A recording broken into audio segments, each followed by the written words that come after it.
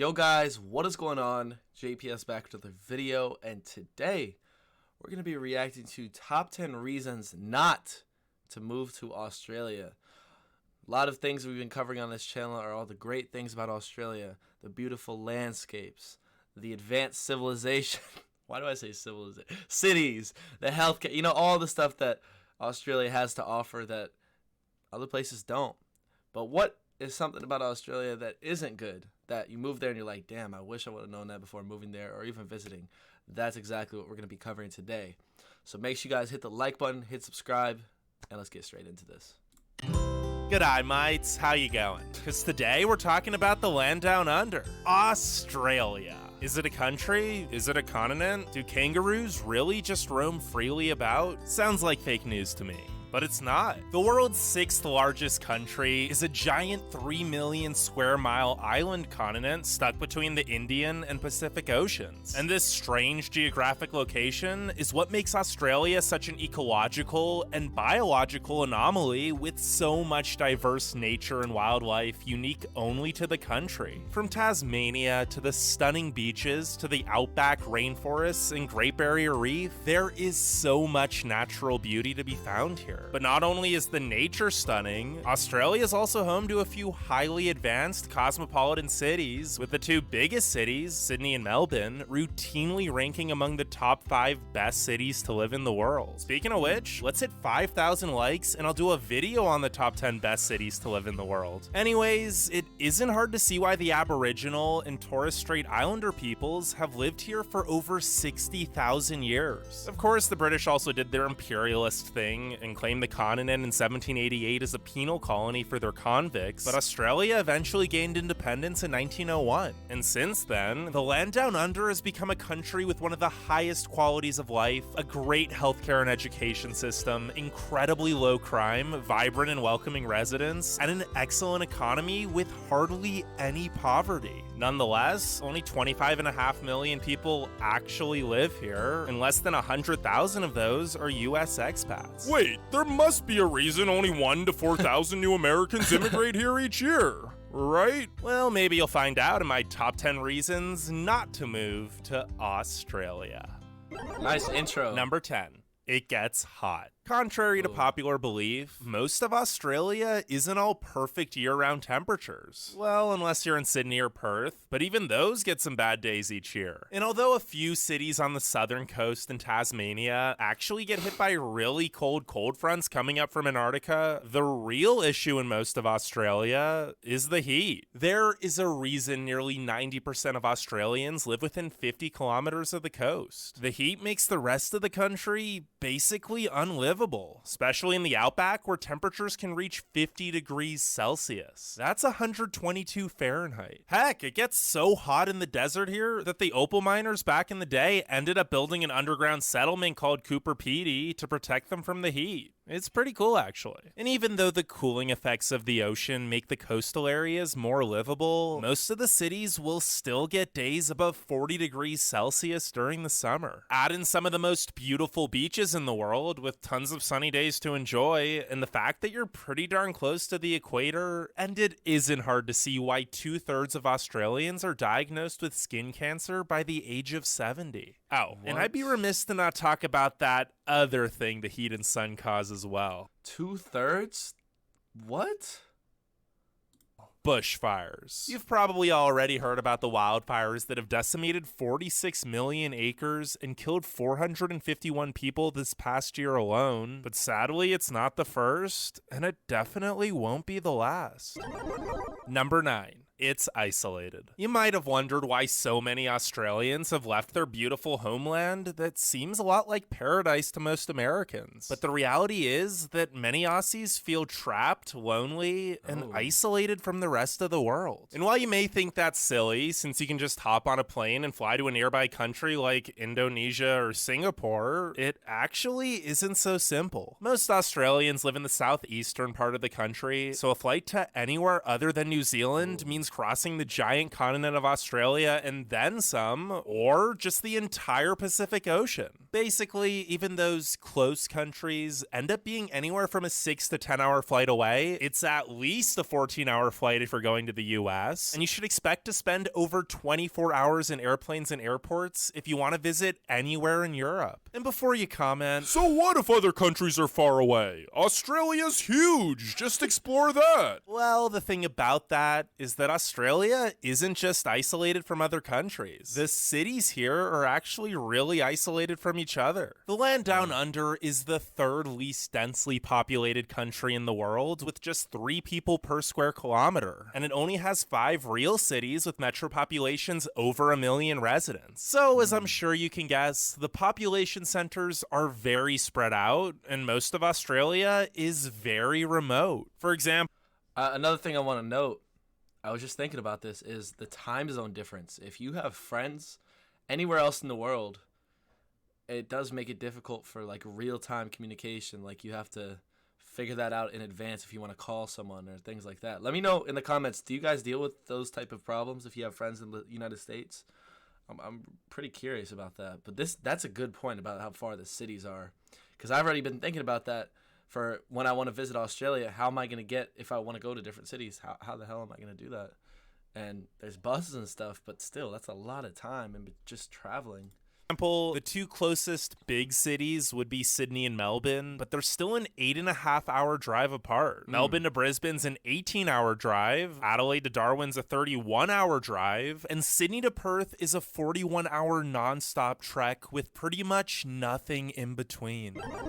Number 8. Time zones. Speaking of isolation, here we go. Australia isn't just physically isolated from other countries. You're also going to have trouble keeping in touch with your family or friends back home unless they live somewhere in Asia. Australia is an entire Pacific Ocean away from the US and 2 continents length away from Europe, so the time zones are practically exact opposites. Now, Australia has 3 main time zones, but for the sake of just showing how different the times are, when it's 7 a.m. in Sydney, it's 10 p.m. in London, and when it's 6 a.m. in Perth, it'd be 6 p.m. in New York. I get that this is just more of an inconvenience than a huge deal, but it can get pretty tedious trying to schedule a call with your international family and friends. Yeah. Number 7. The internet sucks. If you finally do manage to get a hold of your family and friends, time zones might not be the only thing that get in the way. Because even if you schedule that Zoom call perfectly, the internet might just randomly cut out or start lagging, and by the time it's fixed, it's probably the other person's bedtime. Sure, the United States isn't anywhere near the best when it comes to internet speeds compared to most developed countries, but it's light speed compared to Australia, which is only ranked as the 43rd best country for internet. And no, I don't just mean that on average it has relatively slow download and upload speeds. I mean the most expensive plans still disconnect or lag frequently, and a lot of the plans actually have data caps. Who does that anymore? What? A 200 gigabyte a month plan in Brisbane with download speeds only up to 12 megabits per second will cost you $65 a month. And don't even think about going over, or you'll have to pay an outrageous fee, and your internet speeds will slow down to 256 kilobytes per second. What? What? Nah, that is terrible. Oh my. I'm sorry, guys. That's really bad. Oh my god. Developed nation has any internet speeds under 1 megabit per second. That's just ridiculous. No, that's Number 6, crazy. everything wants to kill you. If the frustratingly slow internet speeds are enough to make you want to go on a digital cleanse and take a camping trip out in the wilderness, Hell no. Well, don't, Hell because no. literally everything here is trying to kill you. Yeah, Australia's home to Spiders. box jellyfish, stonefish, tons of poisonous snakes and spiders, blue-ringed octopuses, stingrays, sharks, and the largest saltwater crocodiles in the world. Wait, did you think I was done? No, I'm just getting started. Because kangaroos, dingoes, As long as there's no more spiders on the screen, keep it going. The dingoes, I heard, can be nice at times. But they do look a little scary, I'm not gonna lie. If that's in front of me, I'm running. Cassowaries, Which is emus, probably not what cone we're supposed to shells, do. and drop bears can all pose Drop serious bears. threats. Okay, well, maybe not the drop bears since they don't actually exist, That's a but the lie. rest of those animals have all taken human lives. Australia just isn't a place where you can spontaneously go for a hike or swim without being very cautious of your surroundings at all times. Heck, there's a story of a man being snatched out of his boat in a river by a giant crocodile while he was just going fishing with his family. Although, don't get too worried, because you're actually more likely to die by falling off a horse than from one of the deadly critters here. Just be careful and respect the animals whose homes you're visiting. Except for kangaroos. While you might think they're so cute and cuddly, they can be vicious, and many Australians actually see them as pests. The only reason the country hasn't declared war on them yet is because the kangaroos outnumber Australians 2-1, and the Aussies don't want a repeat of what happened in the Great Emu War of 1932. Spoiler alert, the emus won. Number 5. I need to learn bad about drivers. that. Well, many Aussies try to blame the kangaroo and their lack of road sense as the reason for so many car accidents. Only 7,992 kangaroo collisions actually occurred in 2019, which was less than 5% of the total automobile accidents in Australia. So maybe the drivers should start taking a little more responsibility. Now, of course, every town, city, state, and country is going to have its fair share of bad drivers, but the drivers in Australia are really some of the worst in the world. And I'm not just saying this as some American trying to diss Australia, because I love Australia, and even people from Australia will admit that the drivers here are terrible. In fact, Aussies actually upload more videos of illegal and bad road behavior than any other country. Number 4. Does that have to do with like the street racing and stuff, and yeah, and the burnouts? I feel like that's plays into it. But yeah, let me know in the comments. What is like? We're not gonna ignore the street racing stuff because I know that's a big scene in Australia. What are like the average drivers like?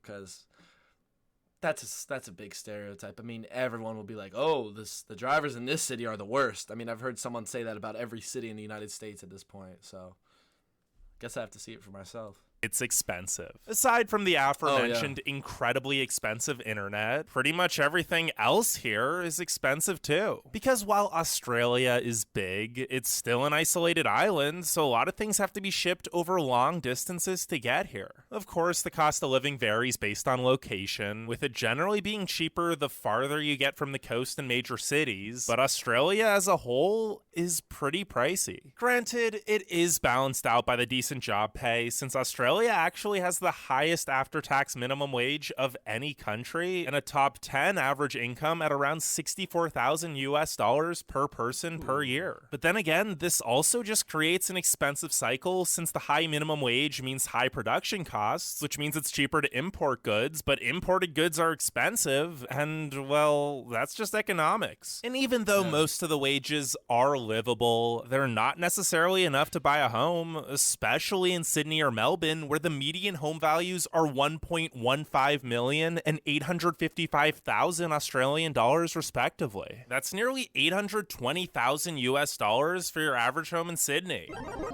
Number 3. God, that's just not a surprise though. Like that, I wouldn't expect everyone to be able to afford to live in Sydney. It's like not everyone here can live in New York City. Like, I mean, that's just me.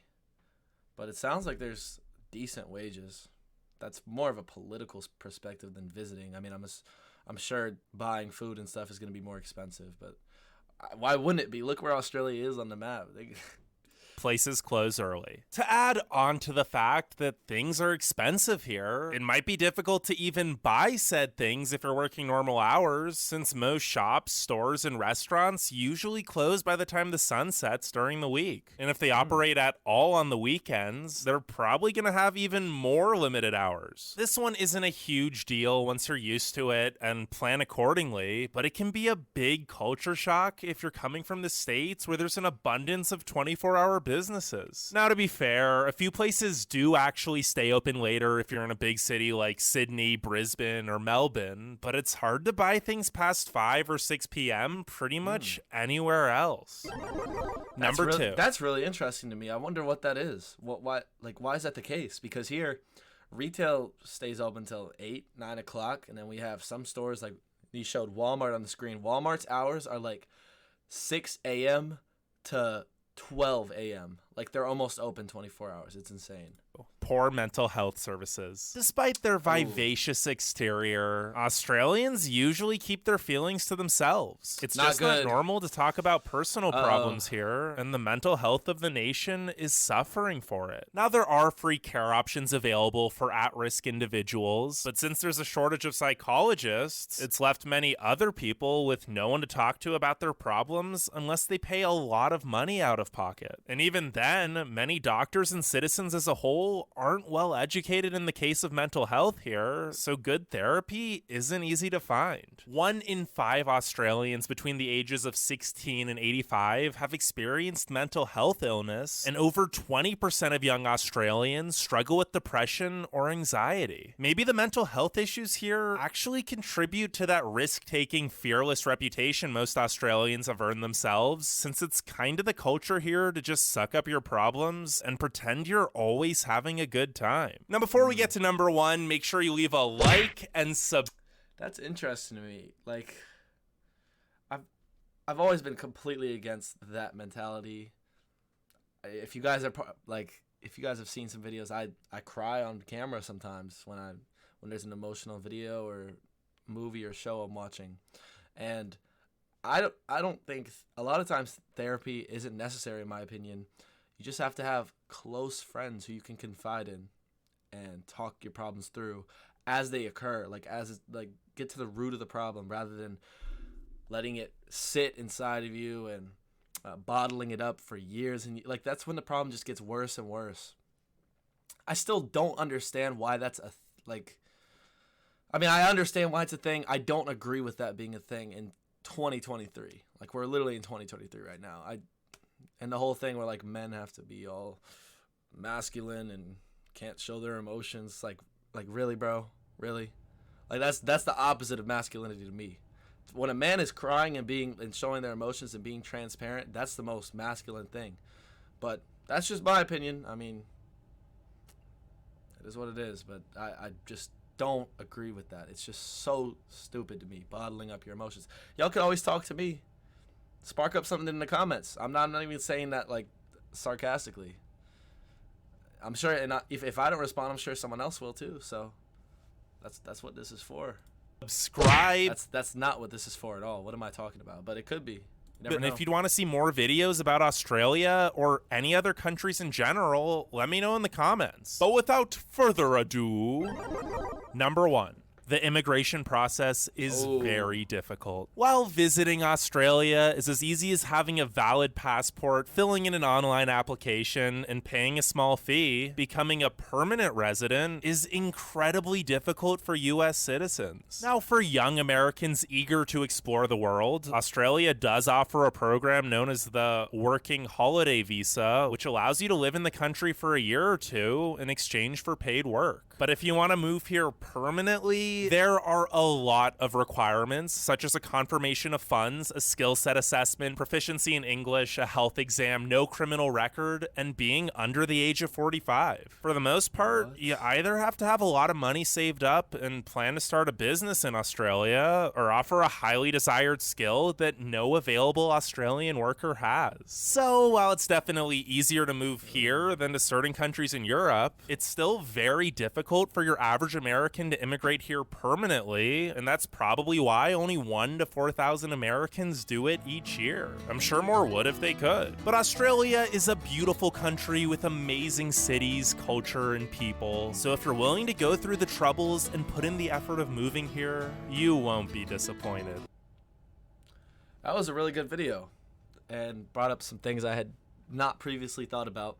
I love how the time zone thing was presented in the video right after I talked about that. But the immigration process seems very restrictive, which is not something I'm new to. It's very similar in Britain, where you have to show how much worth you have into the country, and they don't want people coming from outside. So that's interesting. I have mixed feelings on that. I mean, that's how you build a strong economy, but it does prevent certain people from coming in. I don't know, mixed feelings. But And then I say that being in the United States, where there's like a huge waiting list for people to come here. Everyone wants to come to the United States. But yeah, some interesting things to think about here. But yeah, really, that's all I got to say, guys. Remember, don't take anything I say too seriously. Just a person at the end of the day. So yeah, that's all I got to say. Hit the like button, guys. Hit subscribe, and I'll catch you all in the next one. Peace.